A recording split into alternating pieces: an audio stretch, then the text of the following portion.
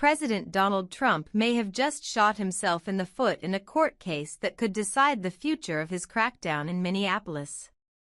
On Wednesday morning, the president took to his Truth Social platform to slam Minneapolis Mayor Jacob Frey, with whom he claims to have had a productive conversation days before, but now isn't striking the tone he wanted. Surprisingly, Mayor Jacob Frey just stated that Minneapolis does not, and will not, enforce federal immigration laws, wrote the president.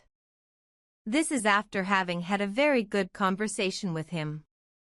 Could somebody in his inner sanctum please explain that this statement is a very serious violation of the law, and that he is playing with fire?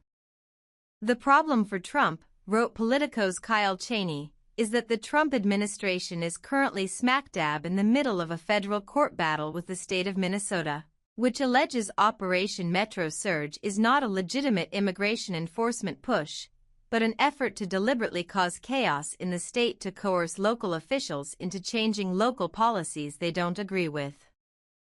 Trump's words here, Cheney wrote, could be strong evidence for the state's case. Trump could not have designed a better statement to convince Judge Menendez that Operation Metro Surge is meant to coerce policy changes, wrote Cheney. Courts have ruled repeatedly that the Fed government cannot coerce states to enforce federal law. Nor is it illegal for states to decline to do so.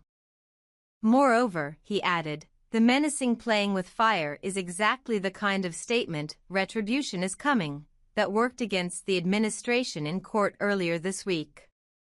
This comes as lower court judges have issued a flurry of rulings against the Trump administration's heavy-handed tactics.